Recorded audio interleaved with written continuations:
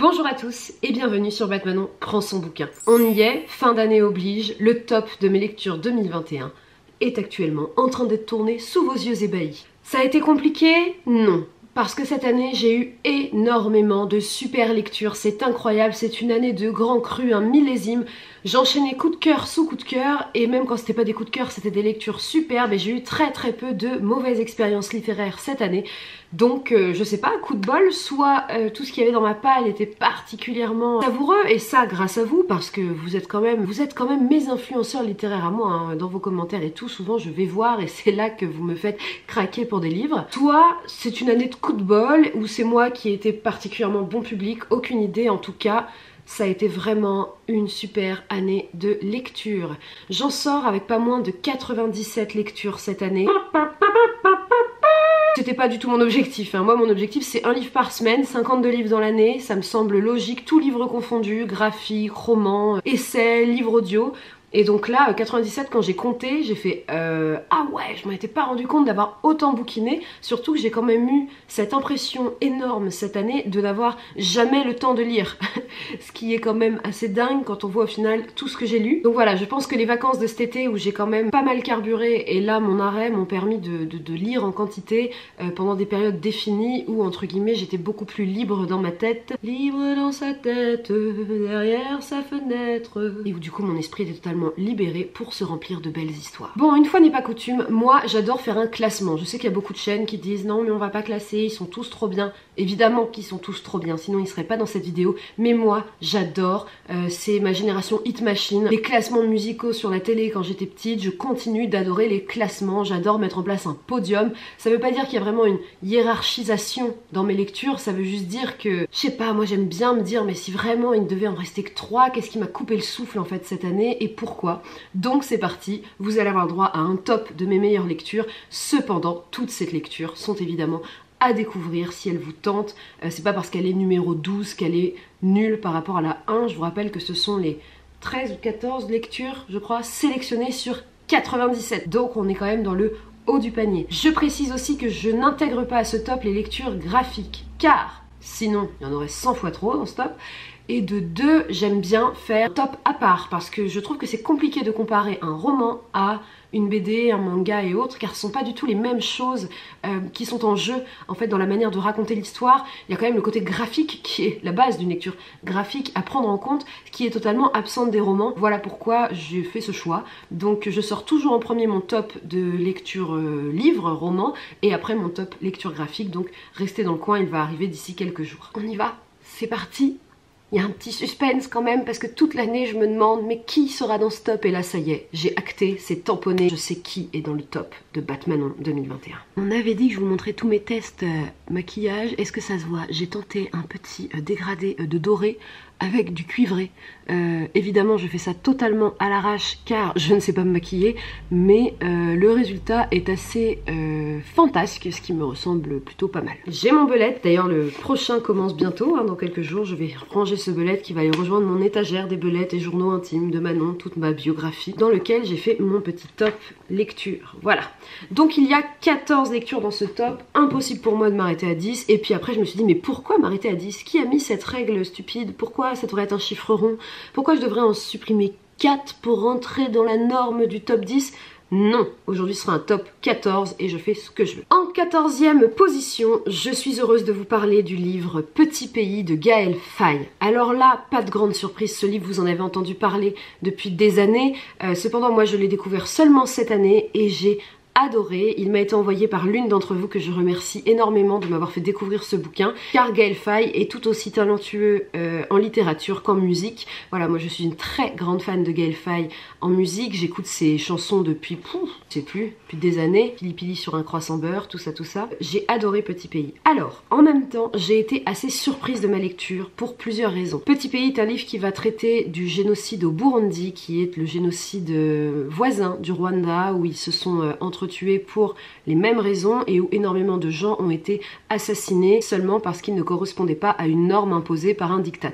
Voilà. Qu'il y a de touchant dans ce livre, c'est que Gaël Faye est petit garçon dans l'histoire. Alors il a mis un autre prénom et tout, mais bon, on voit bien que c'est inspiré de son vécu à lui. Il est petit garçon et en fait, il va avoir un regard de petit garçon sur tout ce qui se passe. C'est-à-dire que pendant que lui, il joue avec ses copains et que leurs parents leur disent n'allez pas par là ou autre, il ne se pose pas la question de ce qui se passe. Mais nous, lecteurs adultes avisés du futur, nous savons ce qui se passe. Du coup, il y a une sorte de petit leitmotiv musical justement qui est derrière en mode fais attention, fais attention, fais attention. De plus, ça nous permet de nous rendre compte en fait de tout ce qui s'est joué sur le territoire africain lors de cette période pour les habitants du Burundi, du Rwanda, de toute cette région-là du continent où ça a été vraiment, je sais pas comment dire, où ils ont subi des atrocités vraiment terribles. La communauté internationale n'a pas interféré tout de suite. Et du coup, voir ce petit garçon jouer avec ses copains, puis voir qu'il y a un copain qui vient plus parce que ses parents l'ont envoyé en Europe, et voir qu'il peut pas voir sa mère qui est de l'autre côté de la frontière, et tout ça sous son regard à lui de petit garçon.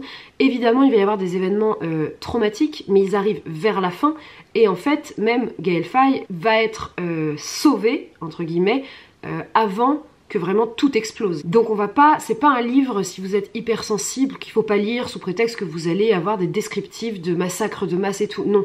Par contre, on sent la montée en puissance de cette guerre, de ce conflit, et on le voit sous le regard d'un petit garçon qui essaye de comprendre les choses, et ça a été très touchant. De deux, Gaël Faye, mais quelle plume, quel style. Écoutez ses albums de musique, mais lisez aussi ce bouquin, et j'ai hâte, parce que son film est sorti pendant un confinement, donc je vais essayer de le voir cette année en 2022, ça va être un de mes objectifs, je sais pas où je peux le trouver, mais Petit Pays, j'ai hâte de le voir, car c'est lui aussi qui est à la réalisation. Et en 13e position, je suis ravie de vous parler de On ne meurt pas d'amour, de Géraldine d'Alban Morenas. On ne meurt pas d'amour, c'est un petit livre, et c'est un premier roman qui va nous raconter une histoire d'amour, comme son nom l'indique, entre deux personnes qui pensaient être vraiment à leur place dans leur vie, que tout était acté, qui vont se croiser et ça va tout faire exploser.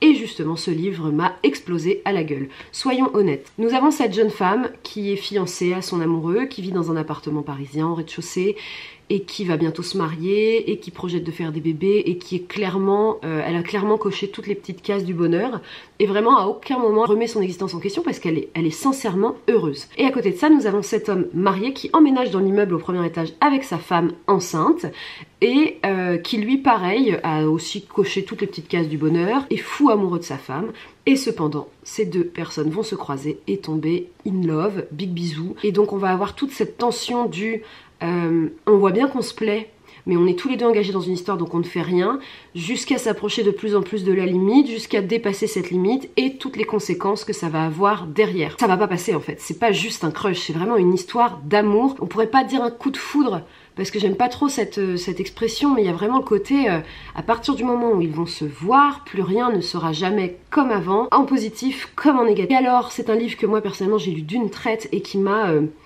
Du coup, d'une traite, on lit les 150 pages à peu près et on est complètement choqué de voir qu'au début du bouquin, on était dans cette situation et seulement en quelques semaines, on en est là. Et je trouve que c'est très réaliste parce que, comment formuler ça à partir du moment où un amour est acquis, où on coche les petites cases et où on pense qu'il est inébranlable, je pense que c'est là qu'il faut faire attention. C'est là que les plus grands chambardements sentimentaux peuvent arriver, que ce soit rencontrer quelqu'un d'autre ou avoir envie de tout balancer pour vivre autre chose, ou avoir du coup des projets qui ont l'air d'avancer à la même vitesse et qui d'un coup ne vont plus aller à la même vitesse. Une leçon que la vie m'a apprise et que ce bouquin m'a rappelé: il ne faut jamais prendre une histoire d'amour pour acquis, que ce soit vous qui preniez pour acquis votre partenaire ou votre partenaire qui vous prend pour acquis. Vraiment, il faut se battre en amour, il faut vraiment vouloir garder ça, et on n'est jamais à l'abri d'une rencontre, d'un événement qui va tout chambouler. De plus, c'est très bien écrit. Moi, j'ai beaucoup aimé On ne meurt pas d'amour. C'est écrit simplement, mais avec c'est cash. Et voilà, je vais faire attention à ce que fait cette autrice à l'avenir, car pour un premier roman, elle a quand même fait pas mal de bruit. En 12e position, il s'agit de ma dernière lecture de l'année, comme quoi jusqu'au bout, on peut découvrir des petits chefs-d'œuvre. Il s'agit de 1000 femmes blanches de Jim Fergus, que j'ai eu le plaisir de vous proposer en lecture commune. Et du coup, nous allons faire un live le 2 janvier sur Instagram pour parler ensemble de cette lecture. Donc, je vous invite à nous y rejoindre, que vous l'ayez lu ou non. 1000 femmes blanches, comment dire ce que ce livre m'a inspiré, ce que ce livre m'a fait ressentir. C'est assez complexe parce qu'en fait j'avais projeté toute une histoire qui en fait n'a pas du tout été celle-ci, mais qui m'a encore plus plu, vous voyez. Lors de la conquête des États-Unis, c'est établi plusieurs siècles et à aucun moment les Américains n'ont arrêté de combattre les Américains natifs, les Amérindiens, les communautés indiennes, plus communément appelés par nos semblables les sauvages. Voilà, donc on a de très grandes tribus, très connues, les Cheyennes, les Apaches. Et là en fait nous allons suivre un chef indien qui va proposer aux dirigeants, aux présidents des États-Unis de faire un troc afin de fondre leurs deux cultures ensemble, c'est-à-dire que pour pas non plus exterminer la culture amérindienne, mais qu'en même temps l'homme blanc, comme ils disent, ne nous parque pas dans des réserves éternellement comme des animaux. Spoiler, c'est ce qui va arriver dans la vraie vie. Il leur propose de faire une sorte de troc, attention, troc hyper choquant. Il leur demande de leur donner des femmes, 1000 femmes blanches, contre 1000 chevaux. Évidemment, c'est une décision prise essentiellement par des hommes. Dans quel but? Que du coup les Indiens se reproduisent avec ces femmes blanches, qu'ils aient des enfants et qu'ainsi on ait des premières générations d'enfants métis qui auront autant en leur cœur la culture indienne que la culture américaine. Évidemment, les Indiens espèrent comme ça ne pas disparaître, mais les Américains ont évidemment prévu que ces enfants seront donc américains et donc on pourra les mettre dans des écoles pour leur donner la vraie culture et enlever toute cette culture qu'ils jugent sauvage, moyenâgeuse, qui est celle des Amérindiens. Voilà, vous avez le contexte de base. Et nous allons suivre l'histoire de Marie, je crois, de mémoire, son prénom. Nous allons suivre l'histoire d'une femme qui va être envoyée là-bas. Alors, à votre avis, quel genre de femme va être envoyée là-bas? Eh bien, ils vont aller chercher toutes les femmes divorcées, toutes les femmes dans les asiles, c'est-à-dire les femmes qui sont amoureuses d'hommes qu'on ne veut pas pour elles, des femmes qui veulent quitter leur mari, des femmes qui ne veulent pas d'enfants. On va aller chercher les femmes seules, les femmes handicapées. On leur propose de venir, évidemment la grande majorité vont dire oui, car quand on est dans une cellule d'un HP du XVIIIe siècle, je pense que tout est bon pour sortir. Donc elles vont dire oui en étant persuadées, avec conviction que ce qu'elles font c'est pour leur gouvernement. Il y en a certaines qui viennent qui sont très pieuses, très religieuses, qui espèrent transmettre la foi du Christ aux Amérindiens. Enfin, il y a vraiment toutes sortes de profils, mais nous suivons celui du coup de cette jeune femme que la famille a internée à l'hôpital psychiatrique parce qu'elle était amoureuse d'un homme qui n'était pas de sa condition sociale et avec qui elle a eu 2 enfants hors mariage. Et du coup, oulala, la honte, vite, cachons donc cette folle que nous ne saurions voir, elle va entacheter l'histoire de la famille. C'est une époque merveilleuse pour les femmes encore. J'ai adoré ce livre, notamment dû au choc des cultures. En fait, évidemment qu'il va y avoir un choc des cultures, évidemment que ça va être violent, que ça va être à certains moments mais incompréhensible, abject, révoltant, que ce soit du côté des Amérindiens ou des Américaines. Vraiment, on ne sait jamais pour qui, entre guillemets, on est, quoi. C'est là qu'on se rend compte de toute la difficulté du multiculturalisme à l'époque, hein, parce que de nos jours, je pense que bon, c'est pas si compliqué que ça, même s'il y a encore des phases d'amélioration, on est quand même à même de comprendre, j'espère, que nous sommes tous des êtres humains et qu'on partage tous la même culture qui est celle du monde, qui est la culture mondiale, hein, même s'il y a des disparités et des différences de croyances et d'habitudes. Moi je dis soyons curieux, allons voir les autres et qu'ils viennent nous voir et partageons, échangeons pour apprendre à nous connaître. Je ferme la parenthèse. Mais là, dans 1000 femmes blanches, ouais, c'est choquant évidemment. Alors je préviens un public sensible, nous allons avoir de la violence physique, nous allons avoir des abus sexuels, nous allons avoir des abus psychologiques, nous allons avoir des viols, nous allons avoir des meurtres. Parce qu'évidemment, vous vous doutez bien que ça ne va pas trop marcher, sinon on en aurait entendu parler de ce phénomène. Et non. Et du coup, c'est un livre qui m'a marqué parce que la condition des femmes est au cœur de ce livre. Qu'elles soient américaines ou amérindiennes, elles sont vraiment reléguées au rang de sous-fifres. Et moi, ça me révolte de voir que, qu'importe les cultures, il y avait cette habitude de rabaisser la femme et de la mettre au rang de serviteur, parce que alors chez les Indiens, les femmes font tout le boulot et messieurs fument toute la journée, hein. Faut quand même se le dire. Chez les Américains, tu me diras, c'est pas mieux, les femmes font tout le boulot et messieurs blablatent toute la journée. Ben, en fait, c'est pareil. Ben voilà. Où est le problème des cultures différentes? Et donc voilà, nous avons ce petit groupe de femmes qui va s'imposer, qui va vouloir lutter pour du confort, lutter pour des droits, lutter pour un peu bouleverser les cultures amérindiennes qu'elles trouvent parfois totalement asservissantes pour les femmes. Très grand livre, très bien écrit, qui m'a vraiment beaucoup touchée, en plein cœur. Je me suis dit, mais voilà, la culture amérindienne m'a toujours un peu titillée et en vrai j'y connais pas grand chose, mais là je me suis vraiment dit que ce qui s'était passé c'était grave, et que ce soit vraiment arrivé et que ce soit terminé de cette façon, c'est d'une violence, et c'est encore, vous savez, ces petits faits de l'histoire qu'il faut qu'on connaisse et qu'il faut qu'on partage et qu'ils doivent être connus, parce que l'histoire c'est ça, ce n'est que des petits événements qui touchent des individus, ce n'est pas que des dates dans une frise chronologique. Et donc 1000 femmes blanches va vous faire découvrir cette période. Voilà, il y a une suite. En fait, je pense que vous pouvez les lire, vous pouvez lire le premier et vous arrêter là, mais il vous propose 2 autres suites en fait. Et moi, je compte bien les lire là en 2022 parce que j'ai envie de savoir ce qui va se passer pour ceux et celles qui sont toujours là et qu'est-ce qu'ils vont faire contre les événements. Voilà, trop bien, trop cool, super bouquin. En 11e position, je suis heureuse de vous parler d'un livre de Jodi Picoult, La tristesse des éléphants, à ne pas confondre avec De l'eau pour les éléphants. La tristesse des éléphants est un livre formidable, écrite par la grande Jodi Picoult qui ne cesse de me ravir. Hein. Je compte bien continuer de découvrir ces livres. La tristesse des éléphants va raconter l'histoire d'une jeune adolescente qui va rechercher sa maman. Voilà, sa mère a disparu quand elle était toute petite, enfant. Et donc elle part à la recherche de sa mère. Pour cela, elle va se faire 2 alliés assez étonnants qui ne sont autres que un vieux détective à la retraite qui évidemment avait travaillé sur la disparition de sa mère il y a des années plus tôt et qui n'a jamais trouvé la vérité. Et donc ça le titille. Bon là on est un peu dans le cliché du détective alcoolique qui veut prendre sa revanche, mais bon, que voulez-vous, c'est un cliché qui tient la route en tout cas dans ce bouquin là, mais aussi d'une voyante qui intervenait dans les émissions de télé-réalité pour retrouver des enfants disparus. Ça marchait très bien jusqu'au jour où il s'est passé un drame et du coup elle est totalement tombée dans l'oubli, voire complètement dénigrée.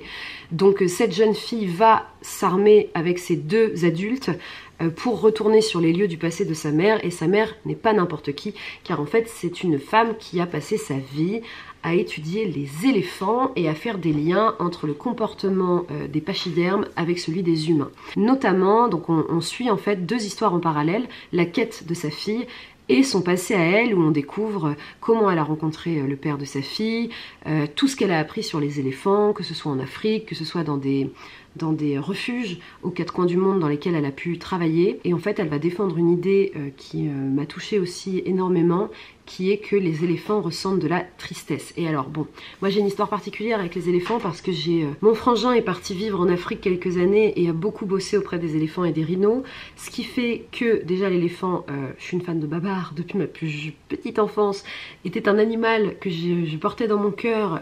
Voilà, je me suis renseignée encore plus sur cet animal, j'ai lu plusieurs bouquins sur leur comportement, voilà, des témoignages de soigneurs. Je suis vraiment tombée en amour de ces animaux, hein, qui sont dans mon top 3 des animaux les plus beaux du monde. Et oui, je fais des tops pour tout.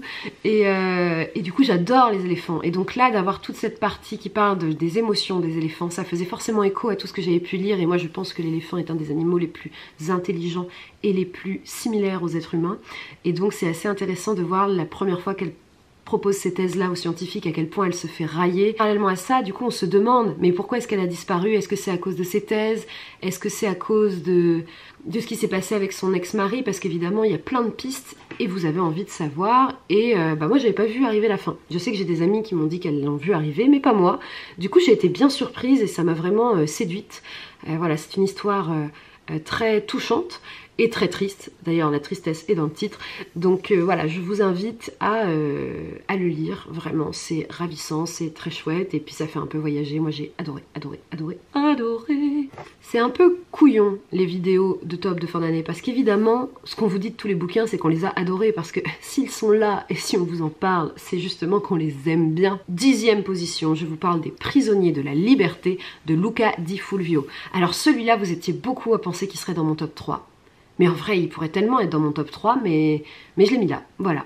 Les Prisonniers de la Liberté, Luca Di Fulvio, encore un chef-d'œuvre de l'auteur. J'en ai 2 autres dans ma palle et je me retiens à chaque fois que je fais une lecture de les prendre. Je me dis, non, ça fait pas assez longtemps avec le dernier, que quelques mois, attends encore. Les Prisonniers de la Liberté va nous raconter l'histoire vraie de plusieurs personnages qui vont vivre en Argentine, donc beaucoup d'émigrés italiens principalement, qui vont vivre en Argentine et qui vont du coup essayer de vivre dans dans ce pays en construction. Hein, on est... Quelle époque c'est? 19e je crois, début 20e, je vous redirai ça, je l'écrirai quelque part. C'est un livre roman choral, comme toujours avec Luca Di Fulvio. On suit plusieurs personnages, évidemment, qui vont nous permettre de découvrir différents aspects de la vie à cette époque dans ce pays. Et alors les aspects de la vie à cette époque dans ce pays, soyons honnêtes, si tu étais une femme, tu te prostituais ou tu crevais de faim.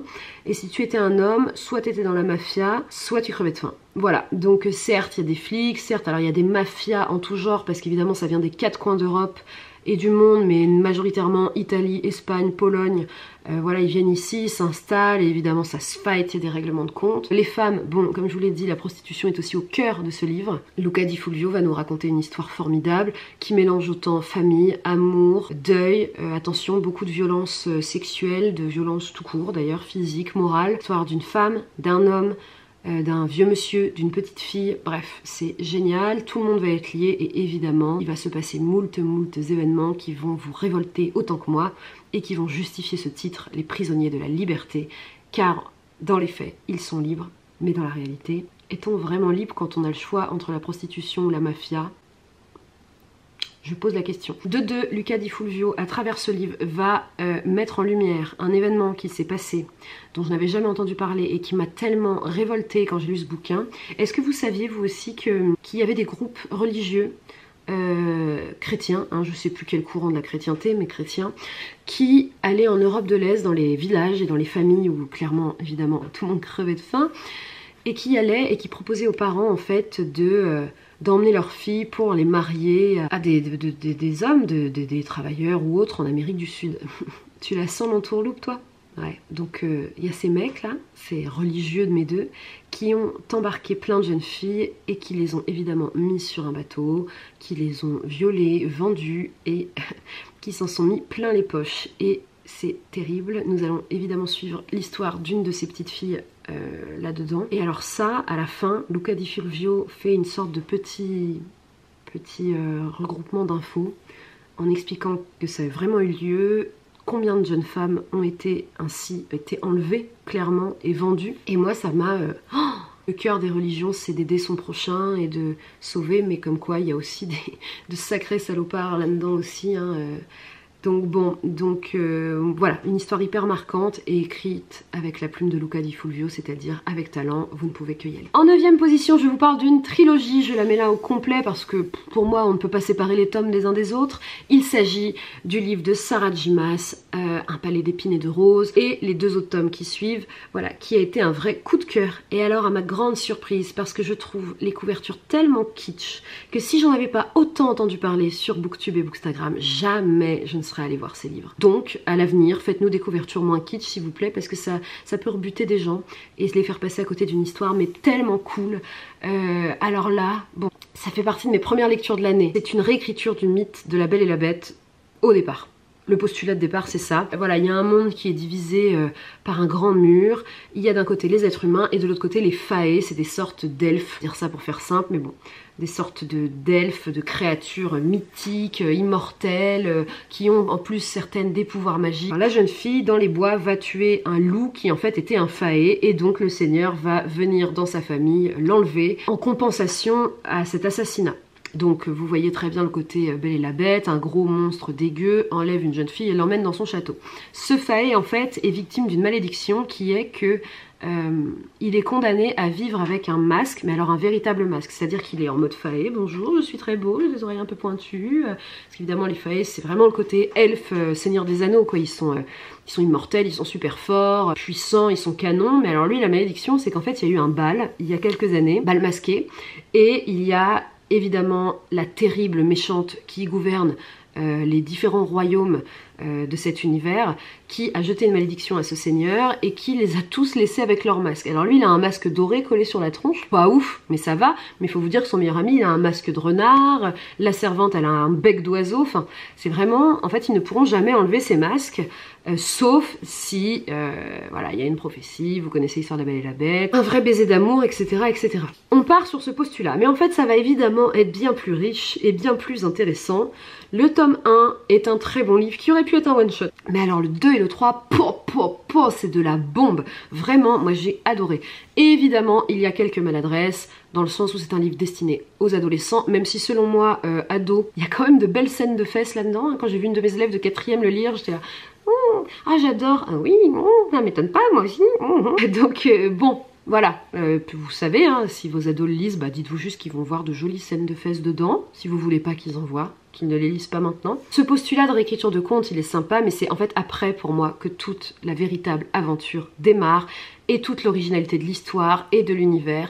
Et alors là, à Noël, Monsieur Ours m'a offert le tome 4, et j'ai qu'une hâte, c'est de me jeter dessus, mais en fait je me demande honnêtement si je vais pas me refaire toute la trilogie tellement j'ai aimé. Parce qu'évidemment j'ai oublié des détails, et je m'en voudrais de gâcher la lecture de mon tome 4, parce que je me rappelle plus de certains détails, à voir en fonction de mes envies, mais je serais pas surprise que oui. Donc voilà, c'est une super histoire. Je comprends pourquoi tout le monde en parle et vous pouvez y aller vraiment aussi, vous allez kiffer. Si votre truc c'est les univers de fantasy fantastique, si vous aimez les histoires d'amour, si vous aimez les histoires d'amitié, si vous aimez la frontière entre le bien et le mal en chacun de nous, et les choix pour sauver tout un peuple mais qui vont vous rendre malheureux, ce sorte de choix impossibles. Si vous aimez la magie et les fights entre grands seigneurs, parce qu'il y a un petit côté Game of Thrones défaillé qui m'a bien plu, moi, enfin bref, c'est vraiment cool. Je vous invite vraiment à aller lire ce bouquin et cette trilogie.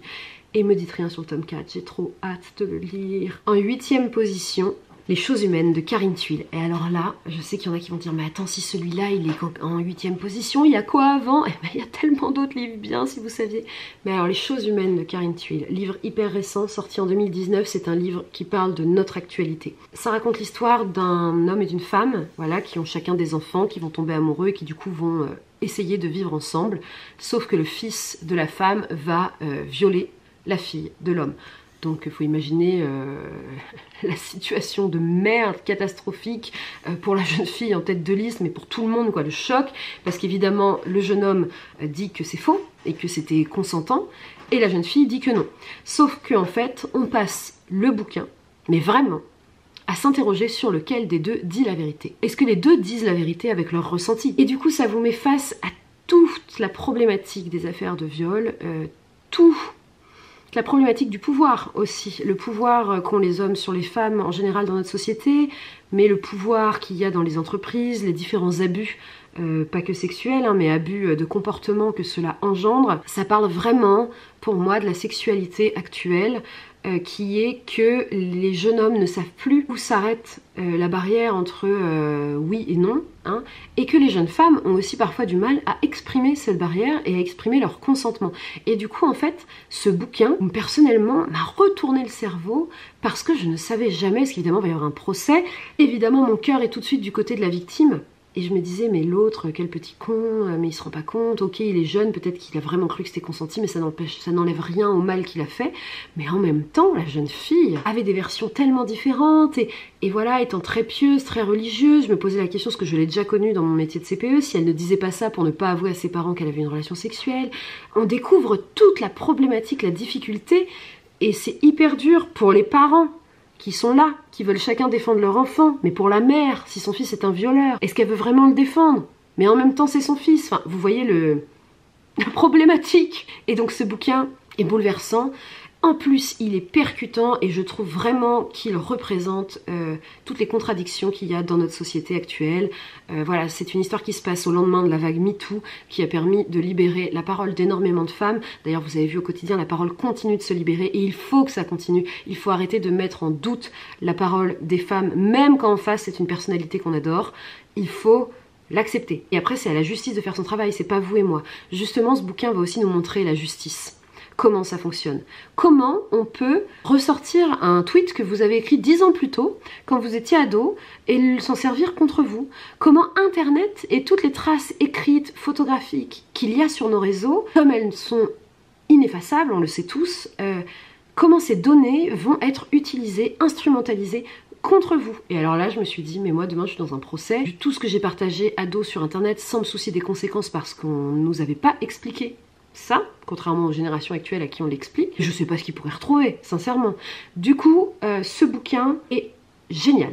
J'ai hâte d'aller voir l'adaptation au cinéma avec Kassovitz et Gainsbourg, évidemment, qui sont en plus deux acteurs et actrices que j'adore. En plus, je peux pas vous dire si je suis contente du jugement qui a été donné, parce que je sais toujours pas, j'ai pas d'avis. Et c'est un livre que je vais relire, et surtout Karine Thuil écrit très bien, et elle a des mots hyper pertinents, forts et bien choisis pour expliquer le ressenti des personnages, mais aussi celui de la société. Vraiment un superbe livre que tout le monde devrait lire, donc lisez-le. 7e position, un coup de cœur cette fois fantastique. Je voulais vous parler des Seigneurs de Bohème, les Seigneurs de Bohème d'Estelle Faye. Alors ça c'est une lecture aussi du Pumpkin Autumn Challenge, donc qui n'est pas très ancienne. Mais voilà, j'ai adoré l'univers des Seigneurs de Bohème. J'en entendais parler depuis longtemps, autant de ce titre que de son autrice.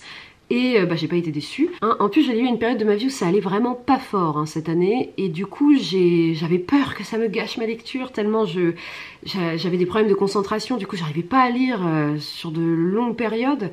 Mais non, le pouvoir des Seigneurs de Bohème a quand même réussi à combattre ça. Et c'était génialissime. Comment vous résumer l'histoire sans trop vous en dire? Vous allez suivre plusieurs personnages dans un univers fantastique, qui ont chacun des problématiques qui leur sont propres, qui ont chacun des croyances qui leur sont propres, et qui appartiennent chacun à un peuple qui leur est propre. Évidemment, tous ces personnages vont se retrouver embarqués chacun dans des sortes de missions personnelles. Voilà, ils luttent tous contre des choses, certains contre leur passé, certains contre une peine de la société, certains contre des vaisseaux noirs qui risquent d'attaquer la planète, certains contre la magie, certains pour la magie. Bref, il y a beaucoup de combats et de luttes personnelles autour des croyances. C'est vraiment un livre choral, mais alors là, choral plus, parce que je crois qu'on va suivre une quinzaine de personnages en fait, parce qu'il y a des personnages qu'on suit un temps, puis qu'après disparaissent, et on en suit d'autres, mais vous avez quand même 3-4 personnages centraux que vous allez suivre, et qui, je pense, que nous continuons de suivre dans le tome 2. C'était génial. La richesse de l'univers et son originalité. C'est complètement barré, mais du barré qui a un sens. Donc ça, c'est super. Ensuite, Estelle Faye écrit vachement bien, en vrai. Quel imaginaire et quelle manière de le retranscrire, parce qu'avoir des idées, c'est bien, mais les expliquer, c'est encore mieux. Mon seul petit truc, c'est que là, je sais déjà, tellement il était riche, ce livre, que là, j'ai déjà oublié plein de trucs. Et du coup, comme je rêve de m'offrir le tome 2, là, parce qu'il sort en poche, donc je le veux en poche, vu que j'ai le tome 1 en poche, j'ai peur d'avoir oublié pas mal de choses. Donc soit je me retape un bon résumé bien précis que je trouverai sur internet, si vous en connaissez vous pouvez me le dire en dessous, soit je le relis.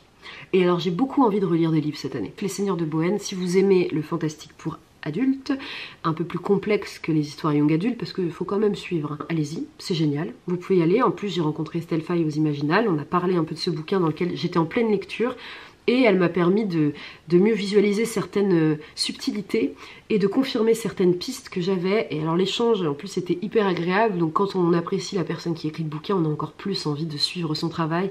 Donc c'est parti pour 2022, la suite des Seigneurs de Bohème. 6e position. Alors là vous vous dites, mais attends, elle a déjà parlé de celui-là qu'elle a adoré, elle a aussi parlé de celui-là qu'elle a adoré, mais du coup qui est en 6e position? Eh bien je vous parle de La Marque des Anges de Laini Taylor, le tome 1, Fille de Chimère, qui a été un coup de cœur, pareil, fantastique, énorme. J'ai pas lu beaucoup de fantastique cette année, mais par contre j'ai lu du fantastique de qualité, ce qui est quand même génialissime, car La Marque des Anges, oh là là, mais si vous saviez comme je me retiens, depuis que je l'ai fini en novembre, de m'offrir le tome 2. La Marque des Anges raconte l'histoire de Karou, une adolescente qui vit à Prague et qui fait des études d'art. Karou, elle est assez remarquée parce qu'elle a les cheveux bleus, mais alors d'un beau bleu bien profond et qui pousse bleu. Les gens ne la croient pas, mais il pousse vraiment bleu. Et elle est recouverte de tatouages. Bon là vous allez me dire, pour une étudiante en art, c'est assez commun. Mais surtout elle a en fait, dans son petit carnet à croquis, elle dessine le quotidien de personnages, des petites chimères, voilà, qu'elle a inventées. Donc nous avons Sulfure, un homme mi-bélier, mi-crocodile, mi-homme. Nous avons, enfin voilà, toutes sortes de petites chimères créatures, une femme, mi-serpent. Des chimères quoi, on mélange plusieurs espèces et on en fait un résultat assez effrayant. Sauf qu'en fait, ces 4 personnages que tous ses camarades adorent et suivent avec attention, ce ne sont pas des produits de son imagination, parce que Karou, en fait, elle vit avec ses chimères, derrière des portes magiques qui la font vivre dans un univers que les êtres humains sont très peu à connaître. Elle vit dans une sorte de limbe en fait, de sas entre l'univers des chimères et l'univers des êtres humains, et au milieu il y a cette maison, ce lieu qu'elle peut rejoindre par des centaines de portes à travers le monde. En fait elle a été recueillie par les chimères quand elle n'était qu'un bébé, et évidemment parmi cette histoire elle va essayer d'en apprendre plus sur qui elle est et son passé. Ça c'est la trame de base. Sauf que il va forcément y avoir un élément qui va perturber cette jolie petite vie au milieu des chimères.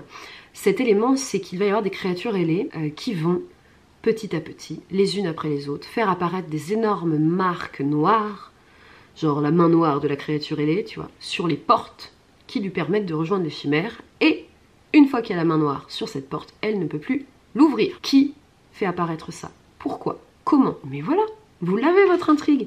Et c'est génialissime, c'est d'une originalité mais ravissante, renversante, tout ce que vous voulez, c'est sublime. Laini Taylor, elle avait fait Le Faiseur de rêves, je dis toujours ça d'elle à chaque fois, mais parce que Le Faiseur de rêves reste à ce jour, pour moi, la saga la plus originale au monde, et j'en ai lu des sagas. Là, avec La Marque des Anges, elle fait fort, encore une fois, pourtant c'était son premier livre, on aurait pu s'attendre à ce que ce soit moins bien. J'adore l'univers. Un petit détail, Sulfure, avec qui elle vit, en fait, c'est un grand seigneur chimère, et en fait, c'est un homme qui réalise des vœux. C'est-à-dire que tu vas le voir un peu comme un super génie et tu demandes un vœu. Sauf qu'en échange, pour avoir ce vœu, il faut lui ramener des dents. Des dents. Mais qu'est-ce qu'il fait avec toutes ces dents? Des dents humaines, des dents animales, des dents de cadavres, ce que tu veux. Il faut lui ramener des dents. Et alors moi, j'ai passé tout le bouquin. Mon intrigue principale, c'était mais mon Dieu, qu'est-ce qu'il fout avec ces putains de dents? Et il y a des gens qui lui ramènent tout, des défenses d'éléphants, des quenottes de bébé. Hein. Et en échange, il offre des vœux. Incroyable, vraiment. Bref, vous voyez, c'est qu'un petit exemple, un tout petit détail de la richesse de cet univers. Donc pareil, allez-y, Marque des Anges. Oh là là, ça va être une saga que je vais tellement aimer déguster. Et donc là, le tome 2, là pour le coup, l'histoire est bien encore ancrée dans ma tête. Donc j'ai pas besoin de relire le tome 1 pour aller au tome 2. Je me rappelle très bien de la fin en plus, qui est choc, une fin choc. Et du coup, il faut que je sache ce qu'il y a après. Bien, le jour se lève entre temps, il était temps, il est 9h30, c'est vraiment n'importe quoi en ce moment. 5e position, très difficile pour moi de séparer les 5 premiers, mais il a fallu le faire. 5e position, Circé de Madeline Miller. Je crois que c'était le premier coup de cœur de l'année. Et il est encore ancré dans ma mémoire et dans mon petit cœur de lectrice. De toute façon, Madeline Miller, c'est The Queen, hein. C'est une reine, hein. Clairement, je comprends pourquoi tout le monde était en pamoison devant ce qu'elle écrit, mais maintenant que j'ai lu ses livres, je suis totalement d'accord. Circé raconte l'histoire de la demi-déesse Circé. Voilà, on revient un peu sur l'histoire de la mythologie grecque. Elle vous replace un peu qui est Circé, c'est la fille de qui, pourquoi, quelle relation elle a avec les dieux de l'Olympe, etc., etc. Sauf que Circé, en fait, on va suivre sa vie, son existence sur son île. Circé, je ne la connaissais que par rapport à sa rencontre avec Ulysse, voilà, qui est quand même assez connue, où Ulysse, où elle transforme les hommes d'Ulysse en cochons, et qu'il va falloir qu'Ulysse arrive à négocier pour qu'ils redeviennent des êtres humains. Mais en fait, Circé, c'est une demi-déesse, donc elle est immortelle, et elle a vécu des siècles et des siècles, et donc elle a rencontré énormément de héros et d'héroïnes de la Grèce antique. Et Ulysse n'est qu'en fait un petit chapitre de son histoire. Et alors Circé, j'ai un amour pour cette personne depuis ce livre. Oh là là, tellement une femme, si on peut dire ça, empreinte de féminisme. Elle est forte, elle est indépendante, elle se débrouille, mais elle a aussi des volontés très humaines de, voilà, trouver l'amour, ne plus vivre seule sur son île parce qu'elle est envoyée là-bas en punition, hein. Faire partie parfois du monde des humains, d'avoir des enfants, de créer quelque chose en fait, quelque chose qui va vivre à travers le temps avec elle, et pas juste d'être cette demi-déesse qui observe les choses de son île, qui en sort très rarement, mais qui certes rencontre des héros et des dieux en fonction de ce qui se passe. Si vous aimez la mythologie grecque, vous allez adorer Circé, parce que vraiment, il y a énormément de personnages de la mythologie qui reviennent. On va avoir Icare, Hermès, Athéna, Pénélope et Ulysse. Ils sont énormément à venir interférer dans son existence, et c'est génial. Et c'est bien écrit, et j'ai qu'une envie, c'est de les relire, et je crois que Madeline Miller, dès qu'elle sortira un livre, maintenant j'irai l'acheter, parce que c'est trop bien. C'est trop bien, trop bien. Et donc, comme on est bien parti, en 4e position, Le Chant d'Achille de Madeline Miller. Et alors là, il a fallu en choisir un que j'aimais plus que l'autre. Ah, ça a été hyper dur parce que je suis tombée d'amour pour les 2 livres de Madeline Miller, mais Le Chant d'Achille m'a encore plus touchée, je dirais. A vraiment su appuyer quelque part dans mon cœur où aucun autre livre n'était venu.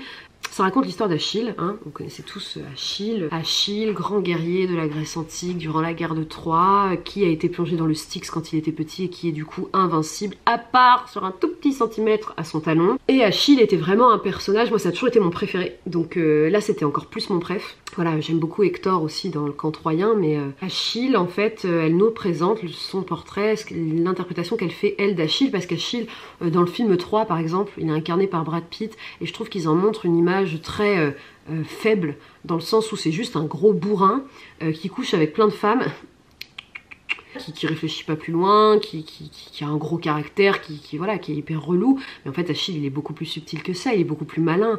Quand il s'oppose à Agamemnon, il a des raisons derrière, il sait pourquoi il le fait, il a toujours un but, malgré son jeune âge, c'est un jeune prodige en fait. Et c'est d'ailleurs pour ça qu'il est autant détesté par tous les autres seigneurs, parce que c'est le plus jeune, et puis il les explose tous en fait. Donc ils sont face à la nouvelle génération de seigneurs grecs, qui est là et qui en plus ose s'opposer à eux.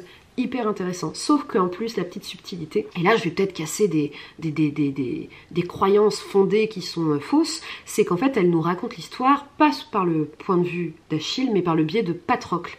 Patrocle, c'est le cousin, mais surtout c'est l'amoureux d'Achille. Voilà, Achille est gay, il aime Patrocle de tout son cœur, c'est vraiment l'amour de sa vie. Alors peut-être qu'il est bisexuel, qu'il a aussi l'histoire avec des femmes, je ne sais pas. La mort de Patrocle est pour moi ce qui va faire perdre la guerre aux Troyens, je l'ai toujours pensé, et donc là c'est ce qu'on va nous raconter. En gros, Achille, du jour où on lui a demandé de partir en guerre avec Patrocle, jusqu'à la fin de la guerre et la fin de sa vie, que va-t-il arriver à Achille? C'est génial, trop bien. Trop bien. Pour moi, la mythologie grecque, c'est la première série de tous les temps. C'est le Game of Thrones de l'époque. C'est les dieux qui osent interférer dans les conflits humains, mais en même temps, c'est à cause des dieux qu'il y a ces conflits. Et du coup, la guerre de Troie, elle dure tellement longtemps. Il n'y a rien qui va, quoi. Tout le monde s'en mêle, tout le monde bouge ses pions, tout le monde s'y perd au final. Et du coup, Achille. On retient beaucoup Ulysse et son cheval de Troie, mais en vrai, s'il n'y avait pas Achille, jamais Ulysse, il pourrait faire ça. Jamais on en arriverait à ce stade-là de la guerre pour qu'Ulysse puisse avoir cette idée maligne, car on le sait, Ulysse est vif et rusé. Il m'énerve Ulysse, je suis pas du tout team Ulysse, je suis team Achille. Bref, ça revient sur la guerre de Troie, ça revient sur le mythe d'Achille, et c'est super bien écrit, c'est hyper touchant, c'est super. Allez-y, découvrez ce bouquin. Et c'est l'heure du podium. Allez-y, là vous avez listé dans votre tête qu'est-ce qui reste comme bouquin dont elle a énormément parlé cette année, qui n'est pas encore dans ce top. Il en reste 3. Et à la 3e position, je suis ravie. Parce que vraiment, ce livre, je l'avais depuis tellement longtemps dans ma palle. Et ça faisait tellement longtemps que je devais le lire. Et j'étais un peu intimidée. Il s'agit de 100 ans de solitude de Gabriel Garcia Marquez. Ça, il y en a pas mal qui avaient deviné quand même. 100 ans de solitude de Gabriel Garcia Marquez. Quelle rencontre. Alors je comprends pourquoi ce livre est connu dans le monde entier, hein, et pourquoi cet auteur a prix Nobel et compagnie. Comment expliquer simplement ce que c'est, sachant que je trouve que c'est pas simple à expliquer. 100 ans de solitude, ça raconte l'histoire d'une famille qui va s'installer dans un village d'Amérique du Sud et qui va en fait créer ce village. C'est-à-dire qu'ils vont se poser là, c'est une grande famille, avec, voilà, on a un peu le chef du village, voilà, imaginez que c'est à bras raccourcis, et qu'il emmène tous ses Gaulois avec lui. Là, on est pareil, version Amérique du Sud. On se posait là, ils ont les habitants, voilà, leurs voisins et autres qui se posent avec eux, et petit à petit, ils vont créer un village. Et en fait, nous allons suivre l'histoire de cette famille et de ce village à travers les époques. Parce qu'on va suivre la première génération d'habitants, puis leurs enfants, puis les enfants de leurs enfants, puis les enfants des enfants de leurs enfants. Bref, on va traverser la généalogie d'une famille. Et quelle famille! Non, parce que évidemment, qu'il y a de charmant et qui, moi, a fini de conquérir mon cœur avec ce bouquin, c'est la place à la fantaisie au milieu de ce bouquin. C'est-à-dire, quand je dis fantaisie, c'est fantaisie I-S-I-E, à la française. Ces personnages vont avoir des petites particularités, des fois assez étonnantes, qui sont totalement acceptées. De toute façon, ce monde, cet univers va avoir des petites particularités étonnantes. Je donne toujours ce même exemple parce qu'il spoil pas trop l'histoire. Mais pour vous donner une idée, il va y avoir un moment donné dans l'histoire où il va se mettre à pleuvoir. Et en fait, il ne va pas s'arrêter de pleuvoir pendant 2 ans. Mais genre, pas 1 minute. Et ça n'effraie personne. Voilà, encore un fait fantaisiste. Autre chose, nous avons un membre de la famille qui parle aux autres membres de la famille décédés, aux esprits, aux fantômes. Et ça choque personne non plus. Personne se dit, mais elle est fêlée celle-là, ou oh là là, c'est encore elle et ses croyances. Non, non, non, tout le monde est en mode, bah oui, elle est née, elle parle aux fantômes, c'est totalement normal. C'est tellement bien, parce que ça parle de la famille dans tout ce que ça a de compliqué. Et alors cette famille-là, en plus, elle est compliquée parce qu'ils ont tous le même prénom. Alors je vous jure, Faut avoir un arbre généalogique à côté de soi pour se rappeler de quel Antonio on parle. Aurelio, Antonio, ils ont tous les mêmes noms tout le temps. Et c'est tellement malin. Et aussi l'histoire, la place de l'histoire avec un grand H dans cette famille rocambolesque et très nombreuse, donc haute en couleur forcément, qui vivent en plus toujours dans cette même maison. Cette maison qui ne va pas cesser d'évoluer à travers les époques évidemment, il va y avoir des travaux, il va y avoir plein de choses. Et on a aussi cette idée de la famille multigénérationnelle, c'est-à-dire qu'il y a la grand-mère qui vit avec les petits-enfants, tout le monde vit dans cette énorme maison, et c'est joyeux, et c'est triste, et il y a énormément de conflits, mais aussi énormément de complicité, c'est super. Je trouve que ça représente vraiment l'essence même des familles, à savoir que ce n'est pas ce qu'on voit dans les films américains, où tout le monde s'aime et où il n'y a jamais de problème.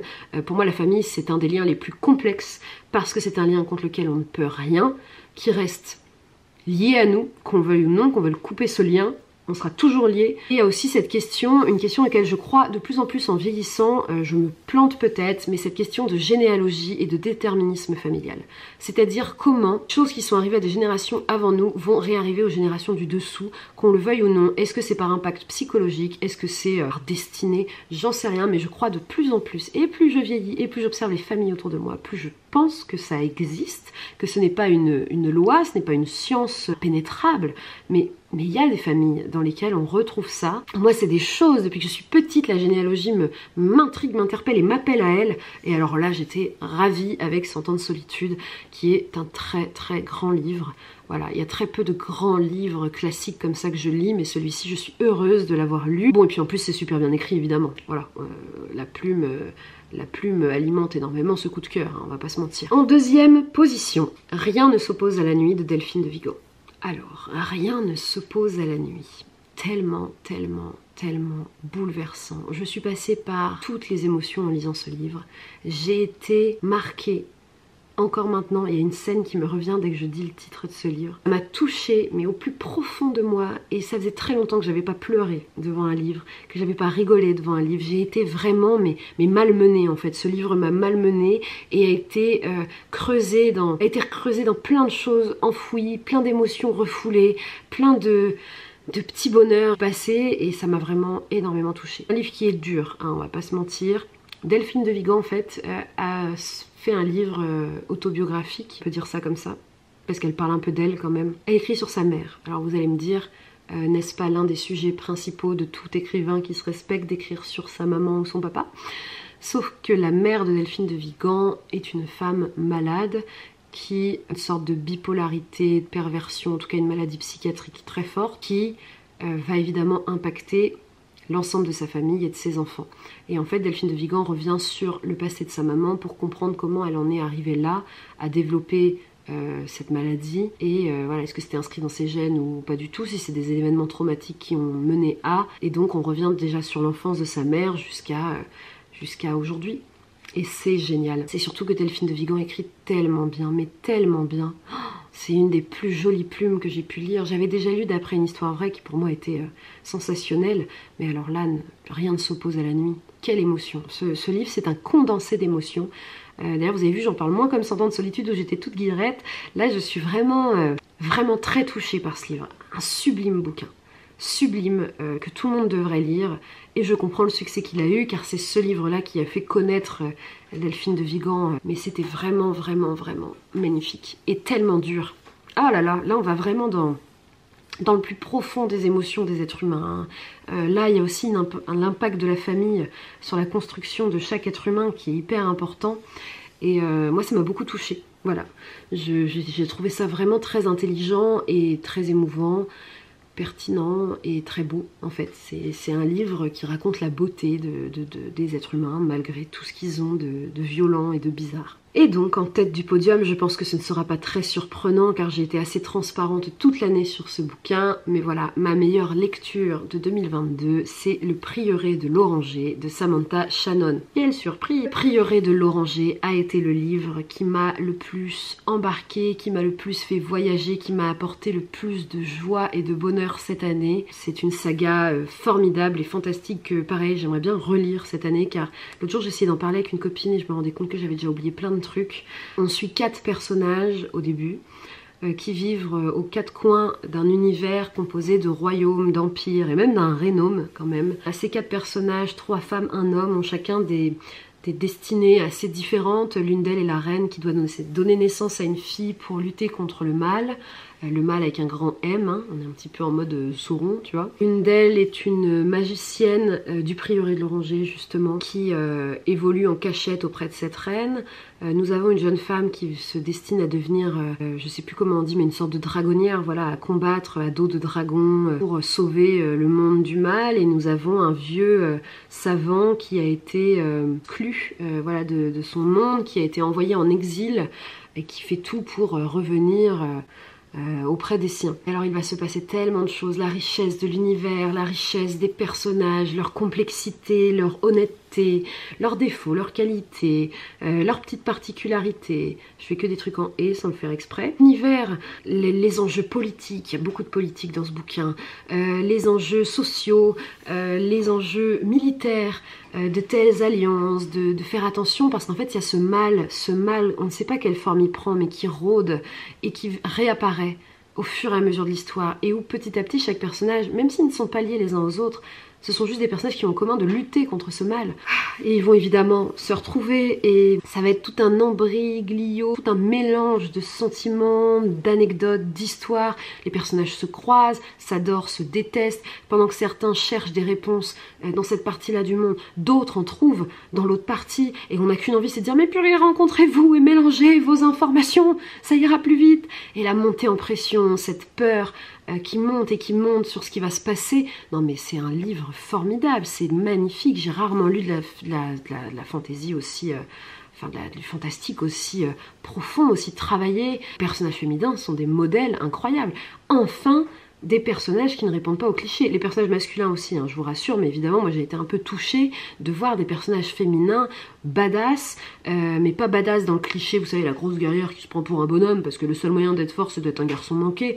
Non, non, Samantha Shannon a réussi à nous offrir des héroïnes hyper fortes, hyper riches et très variées, ce qui fait que on l'a lu à plusieurs copines en même temps, on n'avait pas les mêmes favorites, ah c'était génial, puis alors on faisait les rebondissements, mon Dieu, mais moi je me rappelle de certains rebondissements, j'étais là, dans mon hamac, là, oh là là, puis David me disait, on mange ma chérie, je disais, non, il faut que je continue. Vous voyez cet appétit littéraire, cette addiction même, où vraiment, poser le bouquin, c'est une torture, c'était tellement dur d'arrêter de lire des fois. Ah ouais, non, j'ai trop aimé, faut trop que je le relise. Et alors Samantha Shannon, du coup, j'aimerais pouvoir m'offrir dans l'année, parce qu'ils sont toujours pas sortis en poche, Bone Season qui apparemment est tout aussi bien que le prieuré de l'Oranger. Et du coup, il va falloir que je m'offre ces livres.